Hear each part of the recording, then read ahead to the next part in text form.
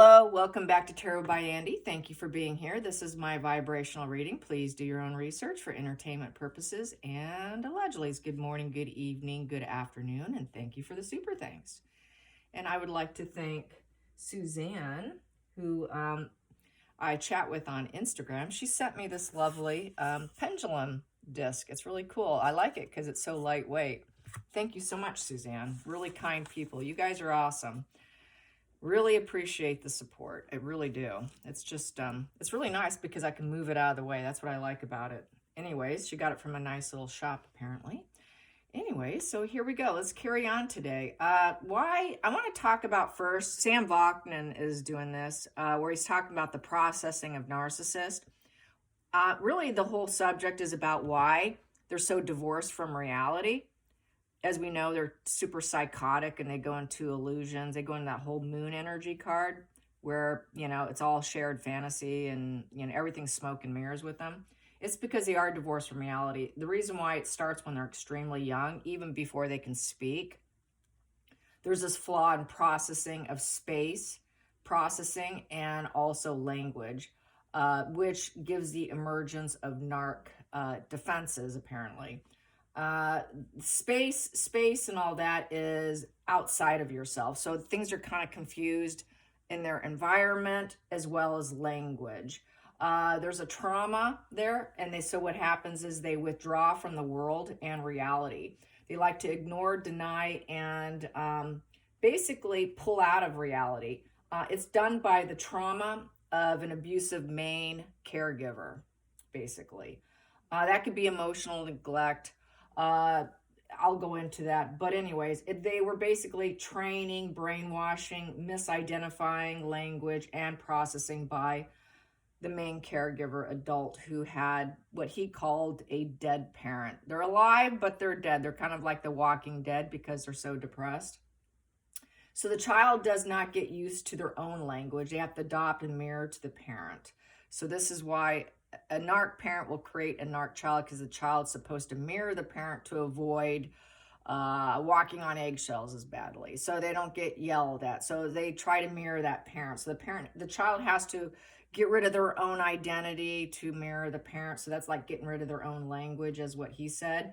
So they're kind of, so they get used to these negative emotions by the quote unquote dead parents, like a Walking Dead person. So they get used to that emotional language of the depressive parent who's very angry and unstable. So that dead parent's behavior is what's really kind of like chirping in their ear. And so they become inhibited, and it just instills all these negative emotions in the child, is what happens. So I'm going to carry on. I'm almost done here, so bear with me.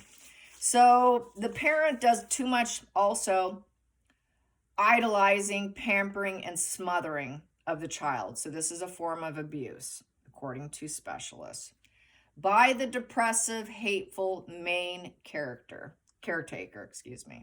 So this space is about the external world.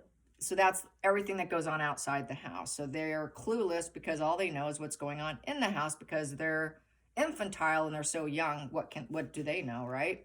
So this outside phenomenon of what the world's really like is construed and obstructed. So what happens is the child goes into psychosis and detachment of themselves. They start to believe their internal world of psychosis over anything that happens externally. So then they have this inability to gauge space, which is outside of themselves. When they step out into the real world, they cannot make sense of it.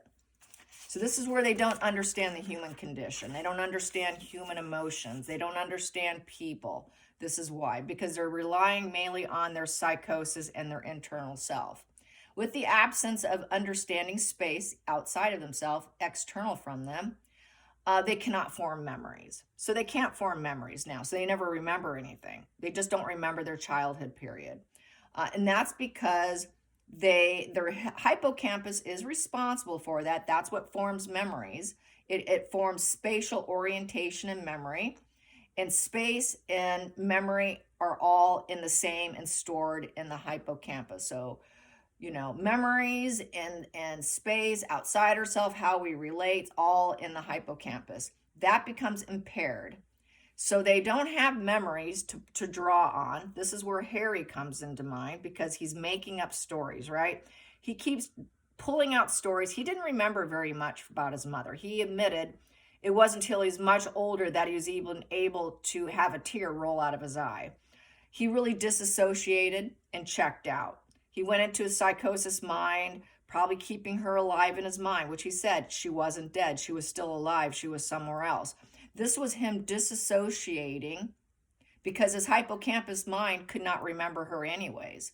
And so this disassociation is what they depend on. They repress and they bury all access to memories. So they disassociate. They have no memories. So what do? They confabulate. I've talked about this before. They do the confabulation. They make up stories. This is false memories. This is where false memories comes into play. This is why Harry says, when I came back from Afghanistan, no one was truly there for me. They just make up stuff saying nobody was truly there. They do lose memories. They fill in the memory gaps with, because they have amnesia, they got to fill it in. The brain needs to make sense of things, so I got to fill in these gaps. So this is where, and those gaps, they think the gaps are reality. They'll say it's reality. They insist it's true, but it's all a lie. They cannot do reality testing within themselves. They just can't do that. It's basically like denouncing reality completely. So that's why they're the moon card. That's why narcissists are the moon card. That's why I said it's like their total insanity, mental insanity, because they're completely divorced from reality. So let's get some cards on Harry. Let's get some cards on Harry's divorce from reality. No, actually, let's not. Let's get some cards on, what does a crew think of Harry? Because he's so divorced from reality. What do they think of his confabulations and how divorced he is from really what's going on? I mean, what's their opinion? These are just everyday folks who are probably like, Tom Markle doing their job and probably pretty good at it. What do they think of him? What do they think of Harry? What does the camera crew think of Harry while they have to hang around and be around him? So there's a lot of chit-chat. There's got to be some chit-chat. There's got to be some exchanges going on. Maybe even a shared beer afterwards. Who knows? But let's find out. What does the Netflix crew think of Harry? What do they think of Harry? What does a Netflix crew think of Harry? Oh, wow. There we go. That's sitting there. I'll take it. And here we go. I was going to take it anyways because it goes like that. So they see him on this new journey. They're on the path with him. They're trying to be loyal, practical, and dedicated to this big dream of his, of this show. They're trying to build it up and build him up in the process. So they have to build him up. Because this is what he's trying to do, and that's just their job. So they're hoping that he brings good news with them, that we can bring good news, paint him in a good light, put himself out there. It's really putting himself out there and looking for solid prospects. This is a young arrested development person who is learning life. This is the studious position. This is a studious child. So this is like a learning experience for Harry. This is all new for him, a new journey. So they know it's new. So it's almost like they're probably educating him a little bit along the way because he's kind of being interested in how everything works. So actually they're kind of okay because he's interested. He's interested in the process. The challenging position is a 7 of Wands in reverse. The 7's in reverse. So they see him as a lying, cowardice, deceitful individual who probably will not be able to take on challenges and pass it. So they don't think it's going to go over well. Even though he's interested, he's learning the process, he asks questions, but getting things done is not something that's easy with him because he's a lying, deceitful individual who doesn't like to be challenged. When he gets challenged, what does he do? He goes right into lie mode. Lie mode, he cannot defend himself. So they don't believe what he's saying. They don't believe what he's saying about the family. They don't believe what's coming out of his pie hole, in essence. They feel that he's feeling defeated as an individual. He's cracking under the pressure. People are questioning his choices and he's being criticized. and he's really not able to stay in his little bubble. He can't stay in his little bubble and defend himself. He cannot defend his choices. He's very vested self-interest, and he needs to remove that line in the sand. He doesn't have courage. He's a coward. He's a coward, and he's a liar. That's not good. They don't think too highly of him. No, they don't. Okie dokie. Let's get some more. What does the crew think of you? Here we go, focal point. Yeah, is there any other choices here for us? Do I have another job somewhere else? God, there's got to be somewhere else where I can go. I got my head up in the clouds. Yeah, Harry's got his head up in the clouds. They all have their head up in the clouds, wondering, God, is there another decision I can go with? Gaslighting. They figured that he's probably gaslighting and he's got his head up in the clouds. He really is divorced from reality, because the Seven of Cups is divorced from reality. Your head really is up in this high sky, thinking of all your options. Wow. They're thinking this. Oh, wow. He's going to defend and blaze his path, and he's strong, and he's going to stick to it. No, they're not. But Harry thinks he's got all the choices in the world because I'm Prince Harry. He thinks because of who he is, that even if he's challenged by his decision-making and what he does and he can't defend himself, Harry still thinks he's always going to have choices. I can choose whatever I want because of who I am. So that's kind of entitlement and divorce from reality right there. And then we have here, Meghan's chirping in his ear. So Meghan calls the shots, but they don't like that. They don't want Meghan calling the shots. They're trying to teach Harry the process. Meghan was the one who calls them, probably. Chirping, speaking her truth, telling him what to say, how to say it. She's like the lawyer in the situation. Then the hidden energy. They feel very burdened. They know Harry's burdened. They know he's not doing well and he needs help. He needs help, and she's no longer around. She's not around right now. She's absent. She's just not there, and they don't want her around. This really doesn't serve them. Even though he needs help, they don't want her coming around. Then we have here going into the future. Yeah, they don't want her because she plays pity too much. So does Harry. That's vulnerable. Total vulnerable narcissist with the Queen of Cups in reverse.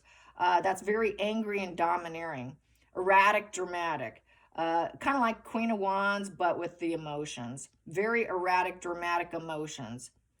Very needing therapy. Very deeply depressed. So Harry's deeply depressed. I think Meghan, when she contacts him and she forces herself on him with her logic and her truth, causes Harry to kind of melt into needing to call his therapist, because this is a therapy position with the Queen of Cups in reverse. So he's wondering, okay, who should I call? Probably. Today I'm feeling good. I'll call her because I feel good. Today I'm feeling miserable. I'll call her. So whatever feelings and emotions he's having with his head up in the sky, he might call his therapist just to get that little bit of emotional boost and support, so that in his mind he can keep blazing his path, even though he's being criticized and challenged and he can't stand it and he's overly burdened and needs help. And it's also flat effect, emotional flat effect. This woman doesn't have, she's insensitive, she's turbulent, repressed emotions. Saying no. They want to say no to Meghan. They're telling him, or the therapist probably tells Harry, say no to her. When she calls, say no to her. Say no to Meghan. So say no to Meghan because she also makes you feel depressed and emotionally repressed. And then that's why you have to call me so I can lift you up so you can blaze your path, because you're having such a hard time blazing your path. You get really overly turbulent, and she's manipulating you. And then he manipulates probably his therapist more than likely, because his emotions are so repressed that even that's manipulation. So Meghan's manipulating Harry. Harry manipulates the psychotherapist most likely. So it goes from one manipulation, it's like a phone call, like when we're children and we do those invisible phone calls, and one message gets passed down, and as it gets passed down, the stories get passed down, the lies get bigger. That's just what I'm feeling with this. Kind of like the fake phone, the paper cone that we used to do as children. Here we go. So giving up. He doesn't have the perseverance. He doesn't have the perseverance. He can't keep blazing on. He's wounded warrior and ready to give up. They're ready to give up. The crew's ready to give up. They know they're being manipulated. He doesn't have any other choices. The crew has no other choices. They have to stick by, and they certainly don't want Megan coming around. They can't wait till it's over with. Geez, just when is this going to be over with? We're so exhausted working with this guy. Working with them is just burning us out. This is complete total burnout. We are so burned out. We have no enthusiasm. That wand's been stamped out. They're rejecting Harry, in essence. They don't have the ambition to keep doing it. They don't have much ambition. They're just, let's just get this terrible job done and get out of here. We just don't like this. We don't have the drive to do it. They're not going to become stars. That wand's down. No one's going to care. It's going to get rejected anyways. That wand's down. We don't want to do this. We don't want to take the action. Do we really have to go? God, we're kind of behind. I don't feel courageous. I'm not inspired. This is a terrible project. There's not much creativity here because the wand is down. Wow, this is going to be a loser. This is going to be, this is going to get one of those awards for being a blooper show, a horrible show. This is just going to go down in history as being terrible. So they don't like them. Yeah, they're an estrangement. Odd kid in the family who doesn't fit in. There he is. He's in estrangement from his family. He's on the outside. He's not on the inside. He'll probably always be in estrangement from his family. He's trying to find a place to belong. Where does he belong? Too much disgrace and scandal with this guy. We don't like him. Yeah, he's really an odd person. He's broke. He's out in the cold. He needs to do this for money because he's poor, and if he doesn't, he's going to be homeless. He really has nowhere to belong. He has no home, no country. He's economically, spiritually, and financially broke. That's why we're here. Do we really have to do this with this guy? He's such a scandal. What an outcast in the family. That's Harry, and everybody knows it. And then by the emotional manipulating wife, Megan, who said that she was right about everything. So change is coming. And they have to rebuild. So they have to rebuild Harry and create change for Harry's image. Make it look like he's an option for people. Maybe we can make people also feel sorry for him because of Megan is what they're thinking. And we have to help rebuild him from these horrible ashes. What a reversal of fortune it was being with Megan, though. They don't feel that there's going to be money to be made. It's a life lesson for Harry. It's beyond his control because he hooked up with know-it-all Megan. So they're not really blaming Harry. They're blaming Megan. They're blaming it where blame should be, which is her. He really was the idiot who got trapped. And, his lack of emotional IQ is the reason. So then we have here, and we have to make it work. We got to do this professional job. We're masters at it. They're masters of their job. They want it to be accepted by others. They want it to be accepted by the team and the group and the organization. They want the approval. They want to do all the right moves, and it's the teamwork makes the dream work. So they're doing their job. They're just doing their job, but they don't want Megan coming around. And what a burden. They just really can't wait for this to be over with. Kind of sad. It is sad. It really is. It's just such a waste. Anyways, then we have here, and they know that Megan's going to want to look like the star. Even though they don't want her coming around when they work with her, she wants to rise up. She's got to be the main boss leader. She's the one. You got to highlight me. Make me look popular and magnetic. So I can rise up and people will be passionate about me. I must be the star. Put all the star on me, and she'll put on her social mask. She'll barely put in effort. She'll come around when we call her. There's barely going to be any effort there with the Seven of Swords, but she's going to try and steal the limelight. She's got to be the lioness boss rising up. So when she comes, expect that full mask glued on her face. She's going to super glue this mask. She's pretty unreliable, but she's going to come by. She's going to hurt people here. She's going to hurt us. She's going to say rude, cruel, horrible things. She's going to try and cut corners to make herself look good. She's going to do all kinds of sneaky stuff, maybe steal stuff and hope we don't notice. She's really unlikable. She's sneaky, sly. She's a fraud. She lies. She will work against us. She's not for us. So, but she is wearing a social mask. Let's see, what's that mask going to be like today?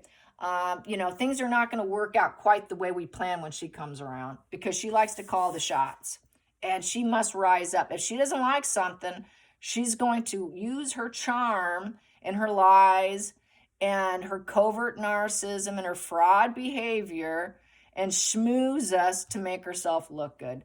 So this is how the Netflix crew feels. Yes. And where am I on the time stamp here? 20 minutes. Cool. All right. So I'm going to do my pendulum board and show you guys that now. Hopefully you enjoy it. Trying to slow down. Trying to slow down. Yes. I am a Speedy Gonzalez here. All right. Okay. Whoops. How does Megan feel about the crew? Let's get this. Does Megan think that they are easy to manipulate? I'm going to ask that question. Yeah, because maybe they're just going to gray rock her. Who knows? I know they got to somewhat listen to her, but let's ask the pendulum. So here it is. I will show it to you. Let me show it to you first. We got yes, yes, no, no, rephrase, and maybe. So you set the yes like the nodding of the head, yes, this way, and no that way. So let's ask, okay. Does Megan think it's easy to manipulate the crew? Is it easy for Megan to manipulate the crew? The Netflix crew. Is it easy for Megan to manipulate the Netflix crew?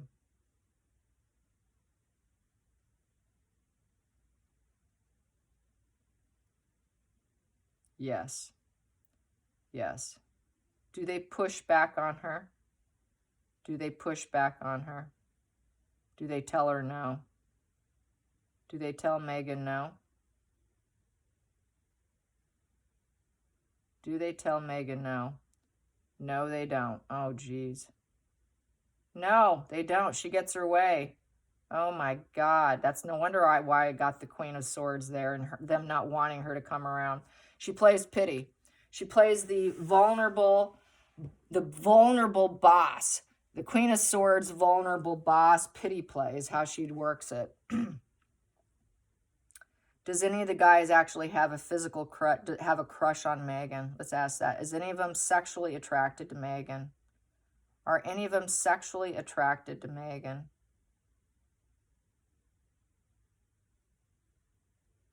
No, no. Do they think that she is very dark and evil? Do they think Megan's dark and evil? Yes. Yes. Do they ever want her to come around? Do they ever want her to come around? No, no. Yeah, she just calls the shot. She gets her way. No, they're not interested in her. Let's throw just a few cards on that. Megan and the crew. Unfulfilled. Wish fulfillment in reverse. God, please stay away. Saying no to Megan. She's a total emotional letdown every time she comes around. Everyone gets depressed and there's just no pleasure whatsoever. It just shatters any dreams. It takes any joy of the job. It just strips it.